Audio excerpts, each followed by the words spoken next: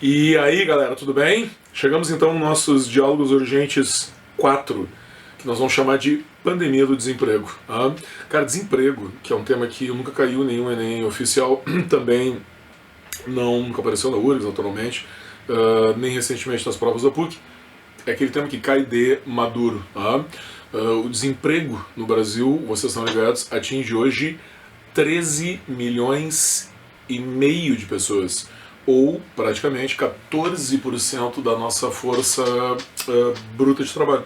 Ou seja, pelo menos um a cada 10 trabalhadores, um pouco mais do que um, está desempregado. É uma situação que mesmo no meio social melhor, na bolha social que nós estamos no Motla, é já bastante visível também. Então eu quero discutir o desemprego rapidamente nesse videozinho de 10 minutos com os seguintes pontos de vista, né? Tipo assim, primeiro, empregabilidade. Tá? Essas pessoas, elas estão desempregadas, vão permanecer desempregadas durante um bom tempo e vão voltar a se empregar quando e como. Como é que vai ser a empregabilidade dessas pessoas no intervalo de tempo, digamos assim, né, longo de 6 meses, 3 meses, 4 meses? Como é que vai ser o mundo daqui a 2 ou 3 meses? Já teremos a vacina, essa que a Pfizer está prometendo? Não sabemos. Segundo ponto, informalidade, que no Brasil vem atingindo níveis assim bizarros, né? A gente já está na conta de 40% em média, e em alguns lugares do Brasil, no Nordeste, por exemplo, mais do que 50%, vocês estão ligados? Informalidade. Informalidade é um tema de redação também absolutamente sozinha por si, ela já seria significativa antes da pandemia, agora ela passa a ser prioritária. A gente tem que ter uma noção do que significa trabalhar com e sem carteira assinada. Seus prejuízos, sobretudo, né? E eu não diria vantagens, mas a necessidade daqui a pouco da informalidade. Terceiro, as políticas públicas, né? Já temos 3, né? Então, empregabilidade, informalidade e políticas públicas, tá? Política pública hoje para a questão do desemprego no Brasil, o que é? Além do próprio auxílio-desemprego, o auxílio dos R$600 aí que vocês veem sendo desesperadoramente pego nas agências da Caixa, nessas filas quilométricas aí, e que vai terminar, correto? Nós não temos outras políticas públicas para atenuar essa situação, investimentos do governo, alguma coisa que mexa com a massa de desempregados do Brasil, nós não temos muita perspectiva. E 4, naturalmente, né? Cara, se a situação econômica não melhorar e se o auxílio do governo terminar, porque o Brasil está emitindo dinheiro para pagar essa grana aí, né, de 600 pila, Guedes já falou, o Paulo, ministro, que vai diminuir, que daqui a pouco vai terminar. Se a situação econômica não melhorar, como é que vai ficar a situação social no Brasil? Que eu acho que já refletiu um pouquinho nessas eleições agora de 2020, com apoio não exatamente maciço ou visível para o governo atual. A gente tem muitas situações, tá? Dentro da questão do trabalho, empregabilidade e informalidade na economia. Nas questões de políticas públicas, o que nós vamos fazer com esses caras aí? E, quarta situação, se nós não fizermos algo, eu acho que a situação social não vai permanecer tranquila, ou como está agora. Né? Então vamos ver agora quais são as informações interessantes. Primeiro, vale essa comparação para ter uma dimensão, né? Nesse primeiro slide que tu está vendo aí, cara, o Brasil tem uma São Paulo de desempregados, bela associação, né?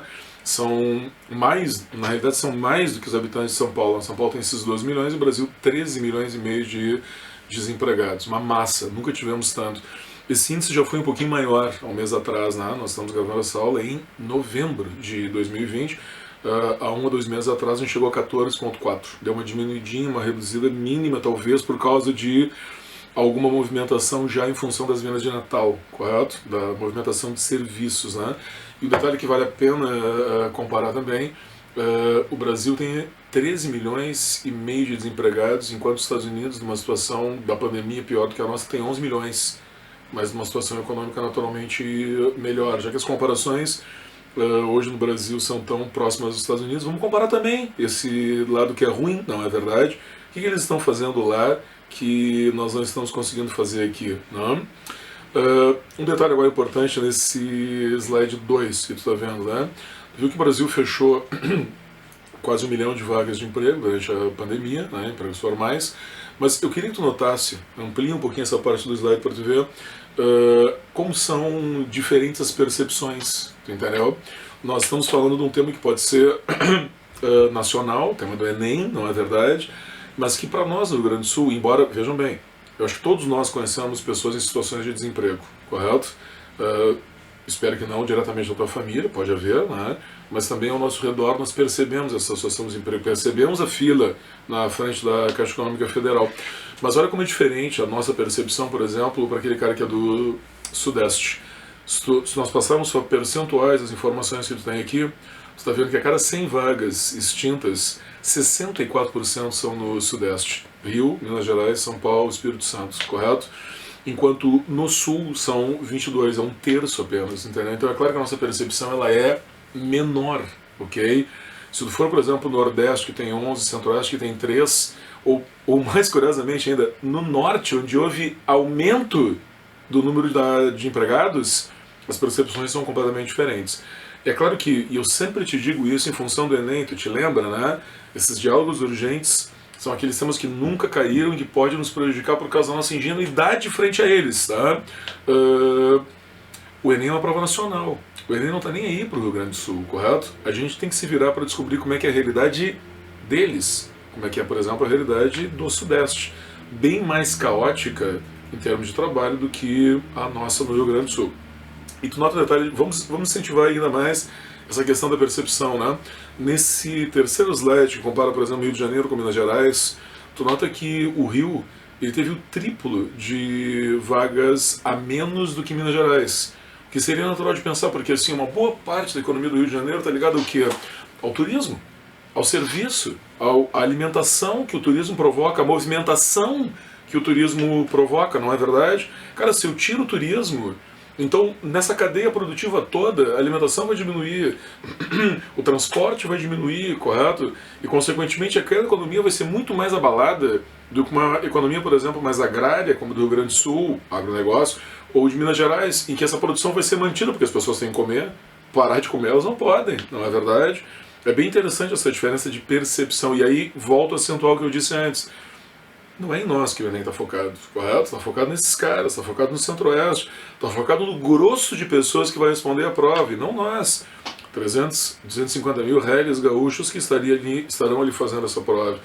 Isso na questão de serviços, isso é bem nítido na diferença, por exemplo, o Rio Grande do Sul sofre menos, porque não tem turismo, não é verdade? Quase não tem, nós somos um estado de passagem para argentinos, que não virão esse ano. Veja a preocupação do Uruguai, por exemplo, que fechou fronteiras.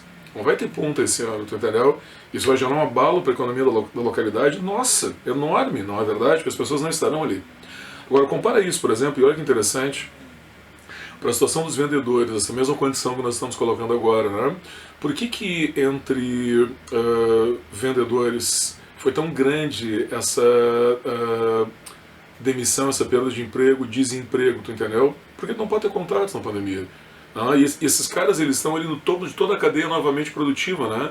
Tu vai lá no shopping, tu te movimenta, tu compra um negócio, tu paga pro cara, aquela loja vai pagar o imposto, esse cara também vai pagar o imposto. Então todo esse ciclo econômico do qual o vendedor é uma das peças que mais azeita essa roda aí para ela rodar, foi para a banha, não é verdade? E tu nota que é uma diferença muito grande na demissão dos vendedores em relação à indústria, né? A indústria tem um contato menor, embora ela tenha demitido muito significativamente, né, do que a questão da venda, né? O trânsito do usuário o comprador, e do cara que vai comprar na indústria lá na ponta, que não circula dentro da indústria, é muito menor, naturalmente, né? Percepções bem diferentes, embora se tu olhar para a indústria também é bem caótica, né? Porque tu produz menos, né? Naturalmente. E por falar em produzir, queria fazer essa comparação interessante aqui, ó, nesse quinto slide da questão da produção. Cara, a indústria têxtil demitiu o triplo da indústria automotiva. Me dá 2 ou 3 motivos para isso. Tá? Claro que a indústria têxtil produz muito mais produtos do que a indústria automotiva. Mas tem um detalhe interessante aqui também que tu nota, né? A automação na produção de carros é maior do que na indústria têxtil. A indústria têxtil no Brasil ainda é muito manual.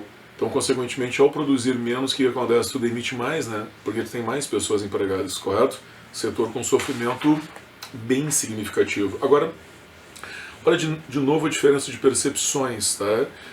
Para cada professor, slide 6, para cada professor demitido na pandemia, 2 enfermeiros foram contratados, é natural, né? Tá aí um setor que aqueceu no Brasil, né? Lamentavelmente, ninguém gostaria que aquecesse assim. Saúde, né? Saúde aqueceu porque a demanda naturalmente cresceu. Vocês sabem que houve falta de médico em Porto Alegre, sobretudo intensivista durante a pandemia, e nós não chegamos numa situação como, por exemplo, Manaus ou São Paulo, de faltarem leitos, de pessoas morrerem no corredor. Né? Agora, é interessante a situação do professor, né? 36 mil vagas foram fechadas, 36 mil professores foram demitidos, até porque é mais fácil, né? Tu fazer esse trabalho com aula virtual, né?